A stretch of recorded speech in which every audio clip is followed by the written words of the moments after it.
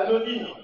Ma présence, elle est d'abord pour soutenir les 367 salariés de l'usine SAM, leurs familles, car si cette usine est encore là aujourd'hui, c'est bien grâce à leur mobilisation, grâce à leur action et grâce à leur détermination durant de nombreuses années. Eh bien, il n'y a aucune raison que cette usine ferme. Quand, vous le savez, Renault vient de percevoir 5 milliards d'euros de la part de l'État. 5 milliards d'euros. On est en droit de demander à quoi ça va servir.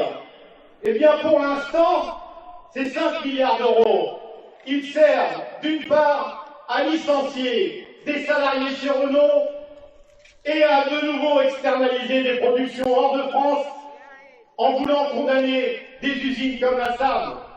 C'est un scandale et c'est pour ça que l'État a une responsabilité dans la situation de SAM et de toute l'industrie automobile. Vous le savez ou vous ne le savez pas, il y a 15 ans, 50% des voitures vendues dans le monde, des voitures Renault vendues dans le monde, étaient fabriquées en France. Aujourd'hui, c'est à peine 10%, avec toutes les conséquences sur la sous-traitance et les salariés de ce pays. Bonjour à toutes, bonjour à tous, bonjour Philippe. Bonjour Thierry, bonjour. Alors un journal un peu spécial dans sa forme, pas sur le fond bien sûr, parce que notre réalisateur, celui qui nous met en forme, qui nous met justement, qui nous fait les belles formes, avec beaucoup de talent. Beaucoup de talent, Jésus, est un peu souffrant en ce moment, rien de grave, il se repose pendant une quinzaine de jours, donc soigne-toi bien Jésus, à bientôt. Ça m'aide beaucoup économiquement car j'ai perdu mon travail avec le deuxième confinement et avec ça, je tire toute la semaine, presque. Sans les restos du cœur, tu n'arriverais pas à t'alimenter? Non, exact. Et en plus, j'y vais aussi à une chose comme ça, mais à la fac. Et donc avec ça de la fac et ça, restaurant du cœur, j'arrive. Mais sinon, non. C'est horrible, c'est indigne. Mais bon, c'est comme ça, on peut rien faire.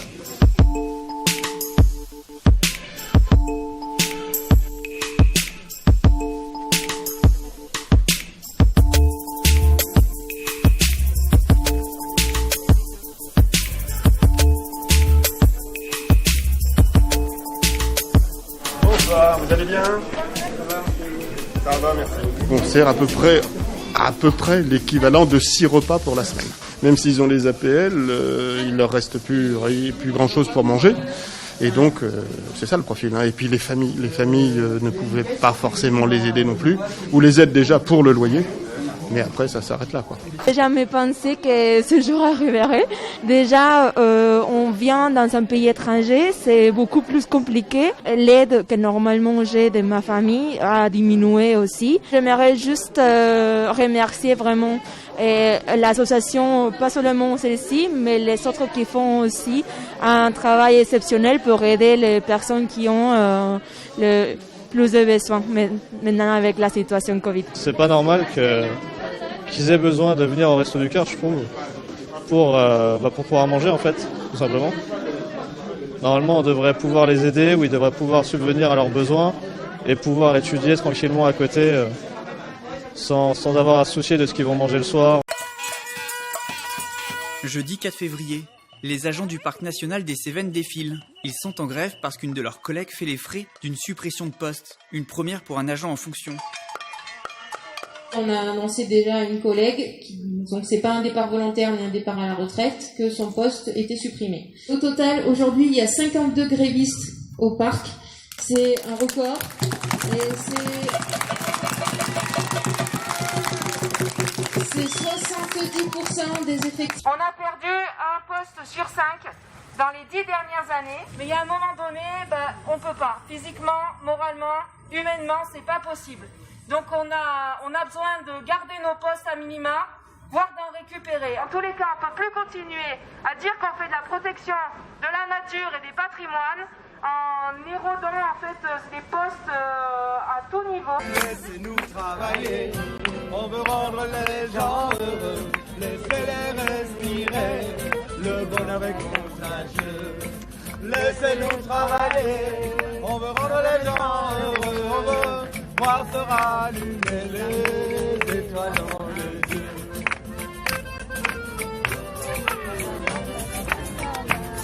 Dans les grands centres commerciaux, on se rue, on s'amasse, on se colle, on s'entasse dans le métro, pendant que nos enfants sont ensemble à l'école. En avion, en car ou en train, nous sommes des centaines de milliers, chaque jour à pouvoir voyager, collés serrés, ça n'en fait rien. Dans cette époque triste et morose, Sa Majesté présidentielle voudrait être qu'entre nous on s'oppose, quand tous et tous nous sommes essentiels. Laissez-nous travailler, on veut rendre les gens heureux, laissez respirer le bonheur et laissez-nous travailler, on veut rendre les gens heureux, on veut voir se rallumer les étoiles dans les yeux.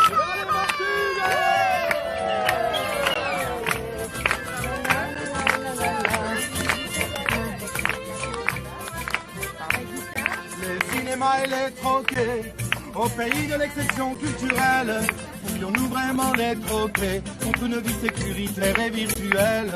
Ces lieux où l'on s'est tant aimé, théâtre de rencontres et d'échanges, sur le ciment du monde d'après, car il faudra bien que les choses changent. Oui, c'est ainsi que l'on s'oppose à Sa Majesté présidentielle, car entre lui et nous la question se pose de savoir qui est vraiment non essentiel. Et puis la deuxième, je vais vous donner le fond de ma pensée. Ça fait plusieurs auditions qu'on fait. On a entendu Veolia, on a entendu tout à l'heure vos collègues de Meridian, même si j'ai entendu que vous n'étiez pas un fonds d'investissement, vous êtes, comment on appelle ça? Ah oui, c'est comme technicien de surface et balayeur. C'est exactement la même chose, mais on ne dit pas le même mot. À la fin, le balayeur, il a la même paye, mais il est technicien de surface. Donc, société de gestion. Franchement, non mais je vous dis ça, on a entendu Veolia, on a entendu Meridian, on vous entend vous. Si on ne nous dit pas qui est qui, c'est exactement les mêmes discours. Je vous le dis assez sincèrement, tout le monde nous dit préservation de l'emploi, projet industriel, mais dès qu'on rentre dans le détail sur quel investissement concret on va avoir sur la recherche et développement, que voulez-vous faire, ça patauge un peu. Voilà. Et je vous le dis, que vous soyez associé avec GIP, qui n'est pas une entreprise philanthropique, j'ai regardé un peu, j'ai cherché, qui est aussi a priori un fonds de gestion américain. Voilà.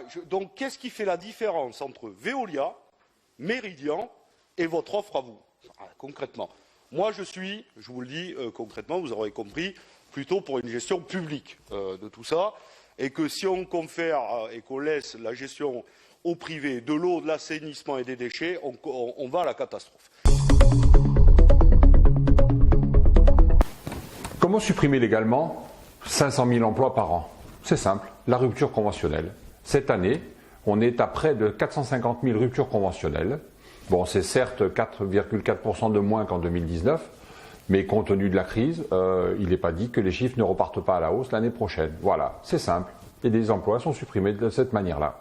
79 milliards d'euros de chiffre d'affaires, c'est ce qu'a réalisé Carrefour en 2020. C'est un record depuis plus de 20 ans, plus 8%. Vous imaginez, plus 8%. Bien sûr, cela est dû à la pandémie où les gens ont consommé énormément. Les premiers de corvée étaient en tête de gondole. Champagne et petits fours pour les riches, des épluchures pour les salariés, puisqu'effectivement, le plan d'économie proposé par Bompard continue jusqu'en 2023 avec 2,3 milliards d'euros d'économie. Ça veut dire des centaines et des centaines de salariés à la rue. Plus 13,7% de bénéfices pour Carrefour, moins 9% pour le PIB en France, la paupérisation accrue de la population. Cherchez l'erreur.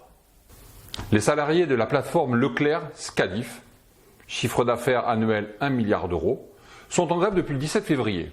Voilà, leur revendication, une augmentation de salaire et une prime d'ancienneté.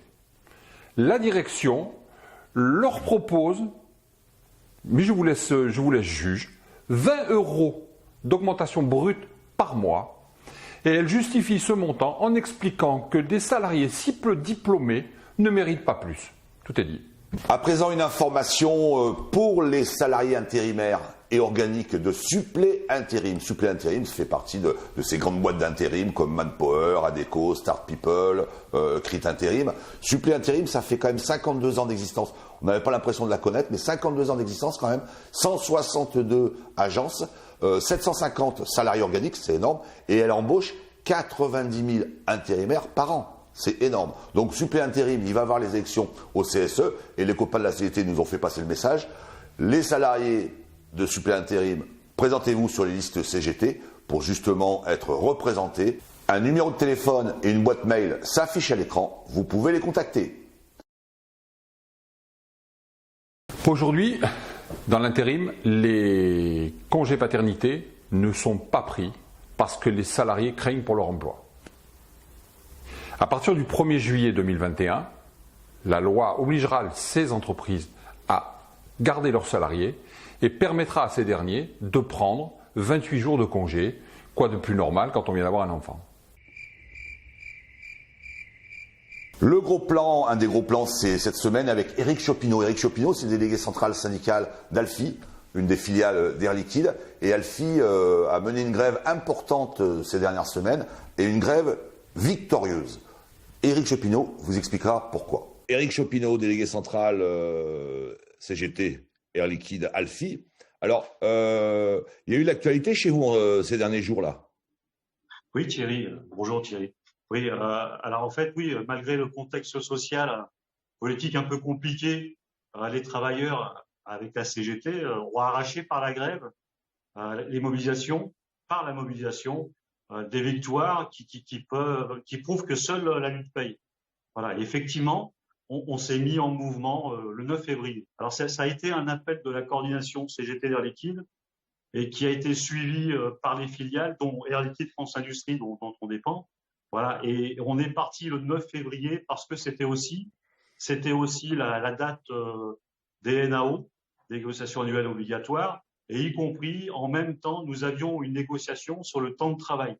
La direction veut revenir en arrière, arrêter les modulations sur les sites industriels et, par la même occasion, enlever les RTT. Donc, tu peux comprendre que les salariés, même si à l'époque on s'était battu contre la modulation, les RTT, et qu'on préconisait les 35 heures hebdomadaires avec des cycles bas et hauts, voilà. Donc la direction revient en arrière et les salariés sont très énervés. Et au bout du compte? Alors au bout du compte, ça s'est concrétisé par donc un appel à la grève qui a été très bien suivi. Alors notamment suivi sur le site de Carquefou, sur Vitrolles, Rousset, La Vera, Castres, qu'est-ce qu'il y avait? On avait aussi Châlons.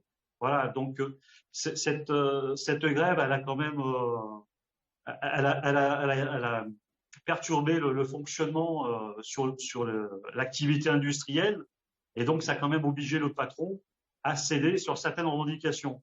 Surtout qu'on était parti sur une grève illimitée, et je pense que ça a laissé réfléchir le patronat. Et donc les avancées, ce sont lesquelles alors par rapport à tout ça là? Alors en fait, par rapport aux avancées, alors Carquefou qui est resté 2 jours en grève, les salariés ont obtenu des avancées locales, alors sur des revalorisations des coefficients à 175 qui sont très bas pour la chimie, des embauches et des primes annuelles collectives, voilà, etc. Et pour l'ensemble des sites, alors la non remise en cause des RTT, ce que je disais tout à l'heure, pour les salariés en dessous de 35 heures, et effectivement aussi des revalorisations des primes de poste. Par exemple, la prime de poste, elle était à 3,7, et juste le fait de faire savoir que par le rapport de force, la direction a constaté le fait qu'elle devait céder, puisqu'on était quand même plus d'une centaine sur tous nos sites, et elle a donc cédé et elle a doublé la prime de poste. Donc c'est pas rien pour les ouvriers et les employés, parce que, alors même si c'était pas à la hauteur de ce qu'on demandait, c'est pas rien parce que concrètement, mensuellement, ça va passer de 136 à 233 euros. Donc c'est quand même une augmentation de presque 100 euros par mois. Premier de corvée, avec aujourd'hui Sébastien, qui vient nous parler de son métier, chauffeur d'autobus. Bonjour, donc moi Sébastien, conducteur receveur à autocar alizé depuis 2015. Je suis polyvalent, donc je fais différentes lignes, sur Istres, sur Fosse, sur Miramas. Donc du scolaire, de l'urbain, de l'interurbain, du transport à la demande, et je fais aussi des occasionnels. Avant j'étais chauffeur livreur en express. J'étais obligé de changer mon travail, j'ai eu un problème de santé assez grave au niveau de la colonne vertébrale. Donc je me suis fait opérer de la colonne vertébrale et donc de là après je me suis reclassé comme conducteur receveur. J'ai passé mon diplôme un titre pro, donc c'est sur 3-4 mois et à la sortie de cette formation-là, tu as ton diplôme de conducteur de voyageurs. J'ai fait déjà de l'occasionnel, sortir en groupe. C'est pas un métier compliqué physiquement, mais plus mentalement en fait. Il faut vraiment gérer les passagers, chaque passager différent, avec des caractères différents, des soucis différents. Voilà, c'est un peu c'est le public qui est comme ça. Donc on a continué à travailler parce qu'il y a toujours des gens qui vont travailler, donc il faut les emmener travailler. Donc la direction elle a mis en place très vite des gestes barrières entre les passagers et les conducteurs. On faisait monter les passagers par l'arrière, donc il n'y avait plus de contact au niveau de l'avant. Au tout début, donc c'était maximum une vingtaine de personnes pour des véhicules de 12 mètres, tu vois. Donc nous on avait toujours donc nos masques, les gants, enfin, tout était vraiment. La direction a vraiment bien fait le truc. Ils ont joué le jeu au début, donc après il fallait le temps que ça se prenne, et après c'était le jeu en fait. Ils montaient devant toi, ils avaient le masque, et ils allaient s'asseoir au fond et ils mettaient plus le masque. C'est un peu du jeu, tu sais, du chat et de la souris, quoi, tu vois. On est tenu de les faire respecter. Après, s'il y a des récalcitrants, ça peut arriver, hein, qui refusent de mettre le masque, on s'arrête, on appelle notre direction, ils vont faire le nécessaire avec la police nationale municipale ou les contrôleurs, justement, pour ça. Mais il y a de plus en plus de contrôles, justement, de police qui montent dans les véhicules, justement, pour voir, pour montrer déjà leur présence et les inciter à porter le masque. Mais là, c'est réellement rentrer dans les mœurs, en fait. En fait, faut savoir être ferme, mais pas trop non plus, en fait. C'est de la diplomatie. En plus, c'est un temps compliqué, c'est vraiment compliqué. Comment on emprisonne un peu les gens, tu sais, à rester chez soi, à plus sortir, continuer de ça. Donc, ils sont un peu aigris, tu vois, donc c'est compliqué. C'est réellement boulot, de dos.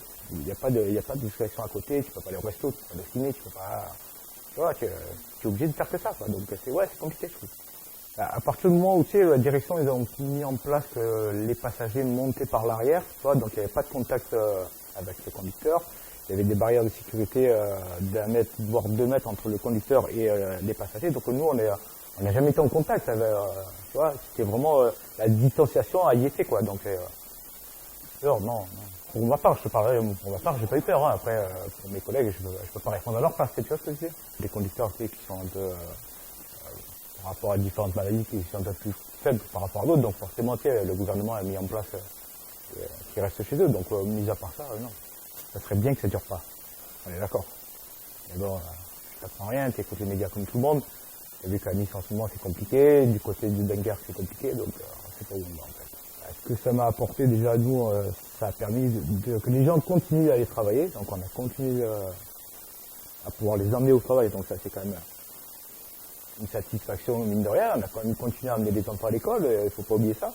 On subit encore, malheureusement, quoi, mais moi je suis content d'aller bosser, j'ai pas de mal à me lever pour aller travailler, justement pour faire mon travail, donc et pourvu que ça dure. Le jour que j'aurai du mal à me lever pour aller faire mon boulot, peut-être qu'on changera de travail. La semaine dernière, nous vous parlions d'un rassemblement dans l'Aveyron pour défendre l'emploi, et en particulier celui de la SAM.